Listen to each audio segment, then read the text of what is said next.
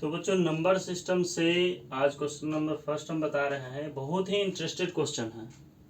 इस क्वेश्चन को पहले ध्यान से पढ़ेंगे कि 64 के वर्गमूल को 64 के घनमूल से भाग देने पर मान होगा। वर्गमूल एग्जाम्पल के लिए हम बता रहे हैं कि वर्गमूल जैसे 2 का स्क्वायर हुआ, इसको हम क्या कहते हैं? वर्गमूल। अब जैसे आप घनमूल किसको कहते हैं? जैसे 2 के पावर क्यू हो गया, इसको हम क्यू को क्या कहते हैं? हम घनमूल कहते हैं। तो 64 के वर्गमूल, 64 का वर्गमूल कितना होगा? 8। और 64 के घनमूल, 64 के घनमूल कितना होगा? घन मतलब क्यू होता है, तो 4 होगा। अब कैसे? देखो 8 का स्क्वायर 8 × 8 = 64 और 4 का क्यू 4 चौका 16 चौका 64 हुआ। तो 64 के वर्गमूल को 64 के घनमूल से भाग देने पर मान होगा। तो घनमूल 4 है, वर्गमूल 8 है, हमको इससे इसमें भाग देना है। तो 4 को हम 8 में भाग देंगे, तो 4 दूना 8, ये कट गया। आंसर कितना निकल गया? 2। इसका ऑप्शन नंबर 2 हो गया 4। अगला क्वेश्चन है संख्या 2.13 1 1 फिर 3 फिर 1 1 1 फिर 3 फिर 4 गो 1 है, फिर 3 फिर 5 गो 1, मतलब ये अनंत तक जा रहा है। तो ये पूर्णांक संख्या है, मतलब ये पूर्ण रूप से कट रहा है तो नहीं, परमेय संख्या है तो नहीं, इसलिए कि कहीं से कट ही नहीं रहा।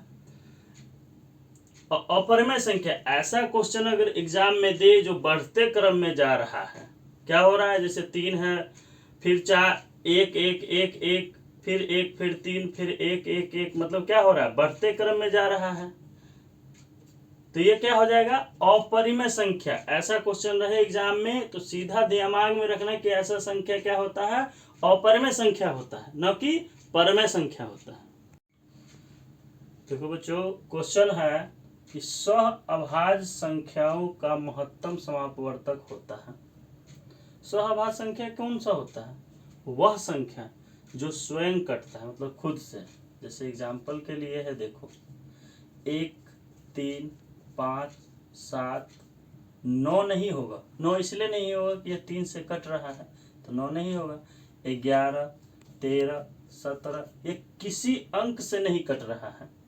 अब जैसे 25 है, ये तो 5 से कट रहा है, तो यह सहअभाज्य संख्या नहीं होगा। ऐसे ही बहुत बढ़ते जाएंगे। तो जैसे एग्जाम्पल में बता दिए हैं, अब इसको निकालेंगे कैसे? जैसे 1 हो गया और 3 हो गया, इसको हम लघुत्तम निकालेंगे। 1 इकाई 1, 3 को निकालेंगे 3 इकाई 3, इसको हम लिखेंगे 1 = 1 गुना 1, 3 = 3 गुना 1। तो 1 इसमें भी है, 1 इसमें भी है, तो इसका महत्तम समापवर्तक कितना हो जाएगा? 1। तो सहअभाज्य संख्याओं का मौसा होता है तो 1। ऐसे भी सहअभाज्य संख्या 1 ही होता है। इसको याद कर लेना कि सहअभाज्य संख्या क्या होता है, उसका 1 आंसर होगा 1। नंबर क्वेश्चन है, यदि m एक धनात्मक पूर्णांक है तो धनात्मक विषम पूर्णांक का रूप होगा। किसका? विषम पूर्णांक का। तो 4m ये धनात्मक है, ये भी धनात्मक है और ये भी धनात्मक है। 2 सम संख्या है, 4 सम संख्या, 1 क्या है? विषम संख्या है। तो इसका आंसर क्या हो जाएगा? 4m + 1। किसका पूछ रहा है? धनात्मक विषम पूर्णांक का ना रूप का होगा, तो इसका आंसर हो जाएगा 4m + 1। देखो बच्चों, क्वेश्चन है √2 है 1, क्या होगा इसका आंसर? परिमेय, अपरिमेय, प्राकृत, इनमें से कोई नहीं। आंसर इसका क्या होगा? कमेंट सेक्शन में जरूर बताना। तो √2 है एक अपरिमेय संख्या। इसको याद रख लेना। क्या याद रखना है? कि √2 है, √3 है, √5 है। जैसे √25 है तो ये रूट से बाहर आ जाएगा। किसका? 5 का स्क्वायर है। √2 किसका स्क्वायर है? किसी का नहीं है, इसलिए √2 क्या है? एक अपरिमेय संख्या होगा। अगला क्वेश्चन है कि निम्नलिखित में कौन अपरिमेय संख्या है? क्या है? निम्नलिखित में कौन अपरिमेय संख्या है? आपको ऑप्शन नंबर 1 है -9/16, ऑप्शन नंबर 2 है √3/5, ऑप्शन नंबर 3 है 1/100, ऑप्शन नंबर 4 है 36/64। इसका आंसर कितना होगा? तो इसको पहले हम निकालेंगे 9/9/√16, -9 है तो -9/√16 किसका स्क्वायर है? 4 का। तो ये क्या हो जाएगा? परिमेय। √3/5 ये अपरिमेय संख्या क्या है? अपरिमेय।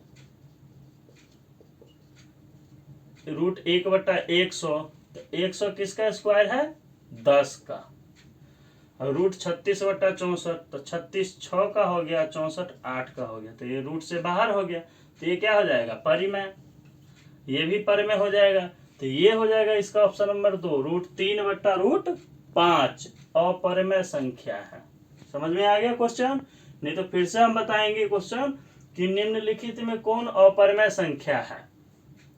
-9/16 इसको हम निकालेंगे रूट से बाहर, तो 16 का 4 हो गया, तो ये परिमेय हो गया, इसलिए कि ये रूट से बाहर आ गया। √3/5 ये किसी का स्क्वायर नहीं है, तो ये √3/5 क्या हो जाएगा? अपरिमेय संख्या। √1/100 क्या हो जाएगा? 100 किसका स्क्वायर है? 10 का। √36/64 √36 किसका हो गया? 6 का। 64 किसका हो गया? 8 का। ये भी परिमेय हो जाएगा, तो यही नहीं ऑप्शन है जो अपरिमेय संख्या है, यही आंसर हो जाएगा। देखो अगला क्वेश्चन है कि 96 का अभाज्य गुणनखंड क्या होगा? इसका ऑप्शन है 2⁴ गुना 3⁴2। इसका ऑप्शन नंबर 2 है 2⁵ गुना 3⁵3। ऑप्शन नंबर 3 है 2⁵5 गुना 3। ऑप्शन नंबर 4 है 2 गुना 3⁵5। अब इसको हम ज्ञात कैसे करेंगे? तो 96 का हम लघुत्तम निकालेंगे जिसके अंत में 2 4 6 8 हो, वह संख्या 2 से लगेगा। इसको याद रख लेना दिमाग में। इसके अंत में कितना है? 6 है, तो इसको 2 से लगाएंगे। 2 से 2 चौके 8, 8 9 है, तो 1 से बचा 1 अच्छा 16, 2 8 16। फिर 2 से ही लगेगा इसलिए कि 8 है, फिर 2 से 2 दूना 4, 2 चौके 8। फिर हम 2 से लगाएंगे, 2 से 2 एकम 2, 2 दूना 4। फिर 2 से लगाएंगे 2 छक 12, फिर 2 से लगाएंगे 3। अब हम लिखेंगे 96 बराबर 2 गुना 2 गुना 2 गुना 2 गुना 2 गुना 3 कितना बार है? 1 2 3 4 5, 1 2 3 4 5 गुना 3, तो 2 कितना बार आया है? 5 बार, तो 2⁵5 गुना 3, यही आंसर हो जाएगा 2⁵5 गुना 3। तो 96 का अभाज्य गुणनखंड क्या होगा? 2⁵5 गुना 3। और दूसरा जैसे कि मानो कि 20 का निकालना होगा एग्जाम्पल के लिए, तो 2 से 10, फिर 2 से 5, फिर नहीं लगेगा, तो इसका कितना हो जाएगा? 2⁵2 गुना 5, ये आंसर हो जाएगा। यही अभाज्य गुणनखंड होता है। देखो बच्चों अगला क्वेश्चन है 5005 का अभाज्य गुणनखंड क्या होगा?